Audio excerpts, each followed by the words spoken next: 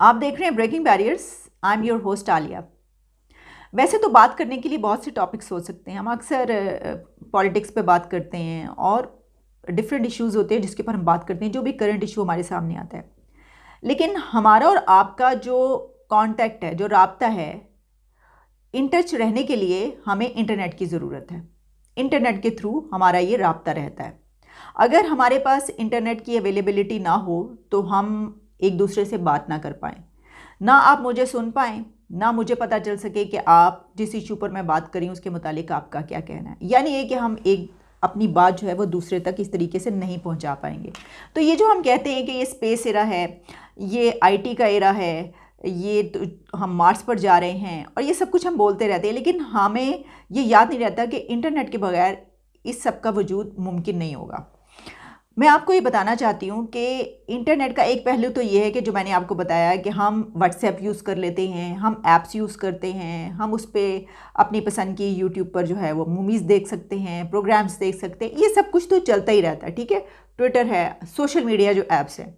लेकिन इंटरनेट इससे कहीं ज़्यादा बहुत कुछ है, और इतना कुछ है कि ये किसी मुल्क की इकॉनमी पर ऐसा इम्पैक्ट डाल सकता है कि उसके जो जीडीपी है उसकी ग्रोथ को वहाँ पर ले जाए कि उसकी इकॉनमी जो है वो ट्रिलियंस में पहुँच जाए। इसकी एक बहुत बड़ी मिसाल, एक बहुत बड़ी एग्जाम्पल अगर आप लेना चाहें तो वो इंडिया है। इंडिया के बारे में जब आप एक रिपोर्ट मेरे सामने थी, मैं उसको पढ़ रही थी। जब आप देखते हैं कि एक तो देखिए कि हम ये बात करते हैं कि इंडिया की जो पॉपुलेशन है, जहाँ हम ये बात करते हैं कि डिसएडवांटेजेस हैं, तो इंडिया की पॉपुलेशन उसके लिए एक बहुत बड़ी ताकत भी है, ठीक है। उसके बेइंतहा उनको एडवांटेजेस हैं, फ़ायदे हासिल हैं। लेकिन जब हम इंटरनेट की बात कर रहे हैं तो मैं आपको ये बताना चाहती हूँ कि जो इंडिया की इकॉनमी पर इंटरनेट जिस तरीके से असरअंदाज हुआ है वो कमाल है। The internet economy contributed up to 537.4 billion to India's GDP in 2020। यानी 2020 में ये रिपोर्ट ये बता रही है कि 2020 में, यानी आप समझ लीजिए कि 2021 ख़त्म हुआ, हम 2022 में आ चुके हैं। लेकिन अगर आप एक साल पीछे जाएं तो 2020 में इंडिया के जो जीडीपी है उसमें इंडिया की इंटरनेट इकॉनमी ने 537 बिलियन डॉलर से ज़्यादा जो है उसमें कंट्रीब्यूट किया है। ये एक बहुत बहुत बड़ी अमाउंट है और एक बहुत बड़ी कामयाबी मेरा ख्याल है कि इसको कहना चाहिए। अच्छा, सिर्फ यही नहीं है, ये कहा जा रहा है कि इंडिया का जो इंटरनेट इम्पैक्ट है वो इंडिया को 5 ट्रिलियन डॉलर्स इकॉनमी बना सकता है और बना देगा। Internet contributed 16% to India's GDP in 2020। इससे पहले जो है ये कम था, ये कहा जा रहा था कि कोई 8% था, लेकिन उसके बाद 2020 में ये 16% हो गया। हम इसके कंपैरिजन में क्या पाकिस्तान को देख सकते हैं? देखिए, अव्वल तो हमें कहना चाहिए कि कोई कंपैरिजन है नहीं। पाकिस्तान की पॉपुलेशन भी इतनी नहीं है। अगर हम यूज़र्स की तरफ जाएंगे तो उनके जितने यूज़र्स होंगे हमारे तो उसके बहुत दूर दूर तक नहीं पहुंच पाएंगे, ठीक है।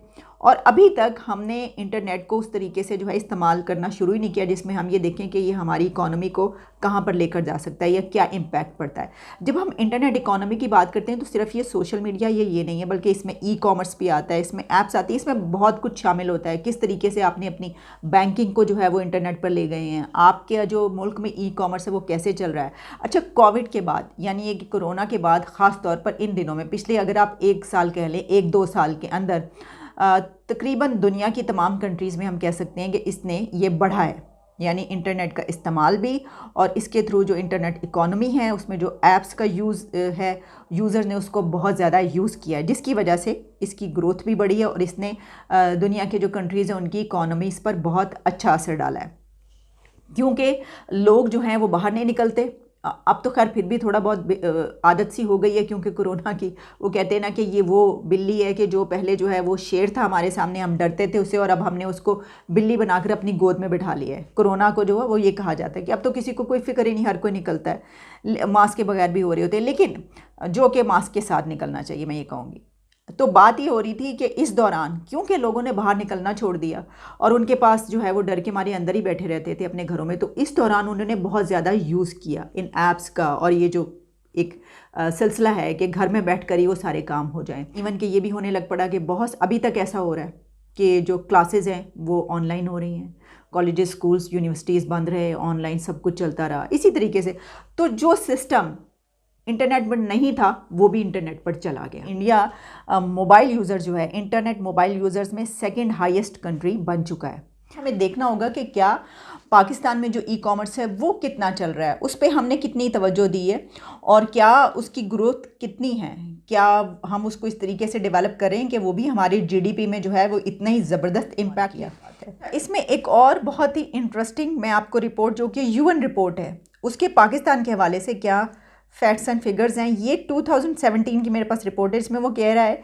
कि Pakistan among top 10 economies in terms of its internet users. Nearly 16 million Pakistanis went online for the first time between 2012 and 2015। इसमें जो काउंट डाउन किया जाता है उसके मुताबिक जो चंद कंट्रीज़ के नाम मेरे सामने आ रहे हैं वो हैं कि लिस्ट जो है अगर उसको कंपेयर किया जाए तो उसमें इंडिया पहले नंबर पर, ईरान 7th नंबर पर, बांग्लादेश जो है वो 10th नंबर पर और पाकिस्तान 9th नंबर पर। अब एग्जैक्टली 2022 में इसकी क्या सिचुएशन है, मैंने इसको तलाश किया, मुझे कोई ऐसी रिपोर्ट मिल नहीं पाई है। पाकिस्तान में तो देखिए इतनी छोटी छोटी जो चीज़ें उसके ऊपर फतवे लग जाते हैं।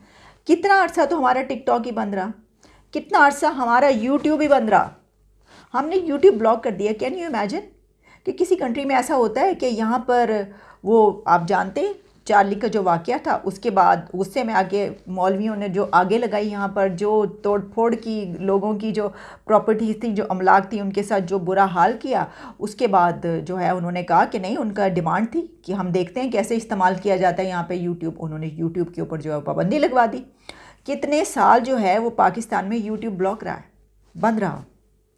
तो जिस कंट्री में ये सिचुएशन हो कि मौलवी कहें कि इस ऐप पर तुमने पाबंदी लगानी है, ये हमसे मैच नहीं करती, हमारे ये नज़रियात के मुताबिक नहीं है, इसके ऊपर तो ये वाली चीज़ दिखाई गई है, भाई जो चीज़ दिखाई गई है आप वो ना देखें।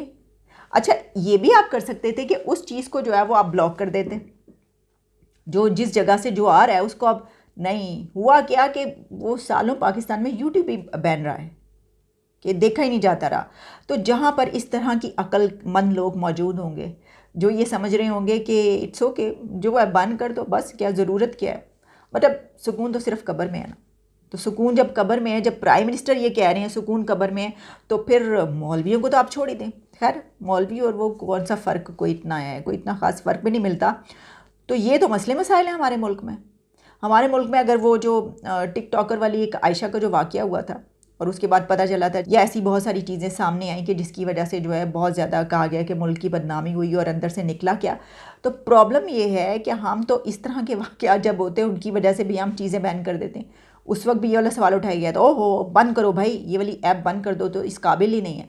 अक्सर औकात ये सुनाई देता रहता है, उफ़ ये तो बहुत ही इखलाक से गिरी हुई ऐप है, इस पे तो आप कुछ कर ही नहीं सकते। बिल्कुल आम जो पूरी दुनिया में इस्तेमाल हो रही होती हैं ऐप्स, फिर हम ये कहना शुरू कर देते हैं यहाँ पे ये तो नौजवानों को ख़राब करने वाली ऐप्स हैं। देखो ना, उनको स्टडी से हटा कर इधर लगा देती हैं। हम अभी तक इस एज में होते हुए, इस एरा में होते हुए हम ये बात करते हैं, हमें ये नहीं पता कि पूरी दुनिया इंटरनेट पर आ चुकी है। अब जो बाकी चीज़ें अब सब ऑनलाइन ही हो रहा है। कोरोना के बाद हमें कुछ कुछ समझ आना शुरू हुई है कि भाई इसके बगैर गुजारा नहीं है। तो वरना तो हमारे लिए हर चीज़ बैन है। हम तो कहते हैं कि जो ज़मीन है वो चपटी है, भाई किसने कह दी? अभी तक वो कौन सी वीडियो आई थी, ये जो हैं ये कुछ जो केले किस तरह रखते हैं और अगर इस उल्टे करके रखे जाएं तो गुनाह होता है, कद्दू को शरीफ बोला जाता है, और जो है ये सारी चीज़ें जो बताते हैं कि वो सब ये अपने वहाँ पे जो पढ़ने वाले हैं, कई ऐसी वीडियोज़ आ चुकी हैं, कहते हैं कि नहीं गलत है भाई, कोई ऐसी बात नहीं है, ज़मीन चपटी है, ऐसे ही बताते हैं तुम्हें। भला गोल ज़मीन पे वो कहते हैं भला गोल ज़मीन पे तुम चल सकते हो, तुम तो गिर जाओगे नीचे अगर गोल ज़मीन है और घूम रही है। मतलब मिरेकल हुआ ना ये तो, कि एक तो गोल भी है, ऊपर से इतनी तेज़ी से घूम भी रही है, हम उसके ऊपर आराम से खड़े हैं। तो वो कहते हैं कि नहीं भाई क्या हो गया है, ऐसे ही गलत पढ़ाया गया, चपटी है ज़मीन। तो जहाँ पर अभी तक मदरसों में और इस तरह की बातें चल रही हों कि सोच के भी जो है वो बात करते हुए हंसी आती है ना, लेकिन क्या करें, सच भी निकलता है, बहुत सारी चीज़ें सच है, कुछ कर नहीं सकते। सुकून सिर्फ कब्र में है, तो सुकून सिर्फ कब्र में है, तो हमें इंटरनेट जो है वो इकॉनमी की फ़िक्र ही क्या है। और आखिर में जो है मैं कुछ आपको, क्योंकि मैंने 2017 की पाकिस्तान के हवाले से रिपोर्ट बताई, तो मैं आपको 2020 की जो एक रिपोर्ट है वो भी आप बताई देती हूँ, जो कि that was released by telecommunication authority, PTA की तरफ से जो है वो रिलीज़ की गई थी, जिसमें ये दिखाया गया था कि बड़ी पॉजिटिव ग्रोथ जो है वो ट्रेंड्स की है, जिसमें पाकिस्तान की जो डिजिटल इकोनॉमी है वो कहा गया था कि बड़ी अच्छी ग्रोथ इसकी जा रही है। और इसमें ये बताया गया था कि जो ये रिपोर्ट है कि कोई 90 मिलियन यूज़र्स जो हैं वो अराउंड 42.2%, जिसको आप कह सकते हैं, ऑफ द टोटल पॉपुलेशन, वो उनको ये सहूलत हासिल है कि जो ब्रॉडबैंड सर्विसेज हैं वो उसको इस्तेमाल कर सकते हैं, उनको एक्सेस हासिल है, जिसमें 90 मिलियन यूज़र्स का आता है, जो कि 42% से कुछ थोड़ा सा ज़्यादा है टोटल पॉपुलेशन। और इसमें एक और बात जो बड़ी अहम है, उसमें ये कहा गया है कि Pakistan has the 4th largest pool of freelancers in the world. तो जहाँ पर इतने फ्रीलांसर्स होंगे और फिर ये कहा जाता है जो 60% से जो वो है ज़्यादा यूथ है, तो वहाँ पे तो आप इसको इतने ज़बरदस्त तरीके से इस्तेमाल कर सकते हैं इस स्ट्रेंथ को कि आपका मुल्क कहीं का कहीं पहुँच जाए। लेकिन प्रॉब्लम ये है कि ये देखे कौन, ये सोचे कौन, इसके मुतालिक बात कौन करे।